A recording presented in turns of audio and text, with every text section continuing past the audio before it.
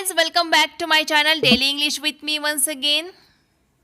Guys, again we will going to learn some more very interesting and useful English sentences which can be used in our day-to-day life. I hope you will definitely get to learn something new here. So please stay with me till the end.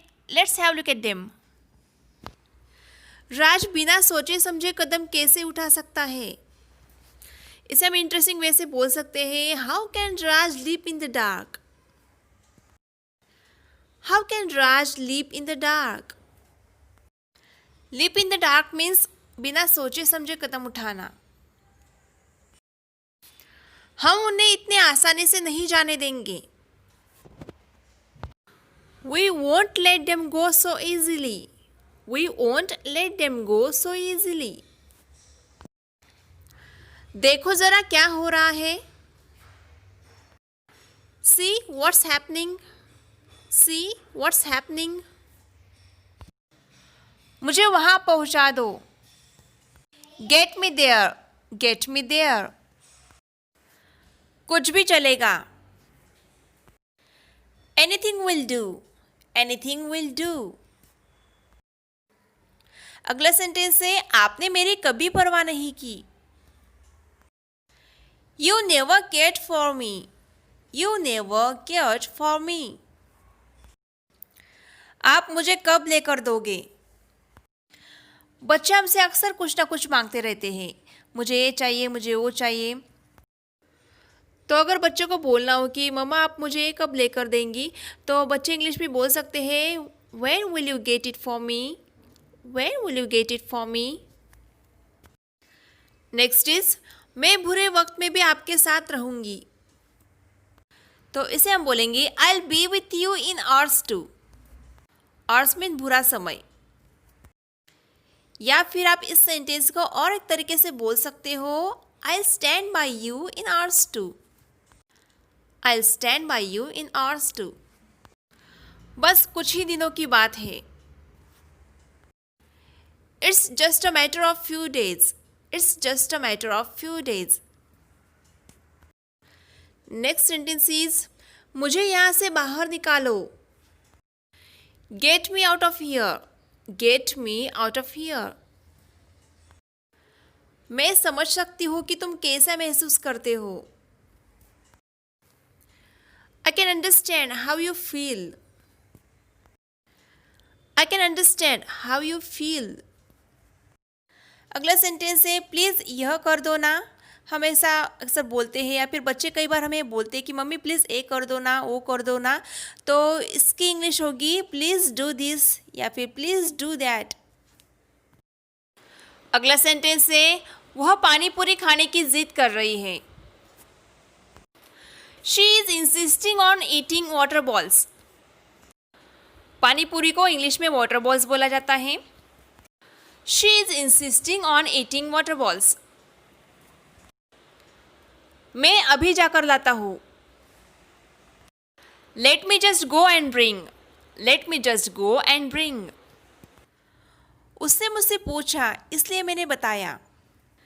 She asked me therefore I told her.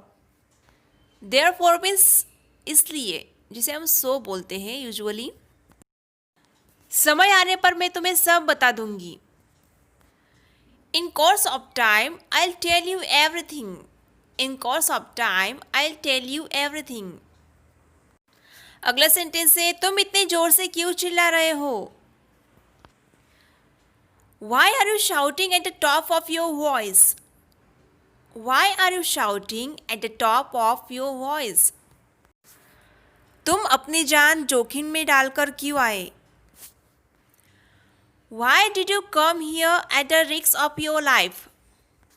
Why did you come here at the risk of your life? अगला sentence है, मैं अभी और नहीं पकड़ सकती. I can't hold it anymore. I can't hold it anymore. ये मेरे हाथ से फिसल रहा है. It's slipping from my hand. या फिर it's slipping out of my hand. मुझे पैसे देने दो. Let me pay. Let me pay. तुम्हारे दोस्त कौन कौन हैं? अक्सर ये सवाल हम बच्चों से पूछते हैं कि आपके फ्रेंड्स कौन कौन हैं, तो इसे हम इंग्लिश में पूछ सकते हैं guys. Who all are your friends? Who all are your friends? क्या तुम्हें अक्ल नहीं है? Don't you have manners? Don't you have manners? झूठे बहाने मत बनाओ। Don't make lame excuses. Don't make lame excuses. मुझे देर तक काम करने की आदत है। I'm used to working till late. I'm used to working till late. अपने आंसू पोंछ लो। Wipe your tears. Wipe your tears. क्या मैं जाकर उसका नाम पूछूं? May I go and ask for his name?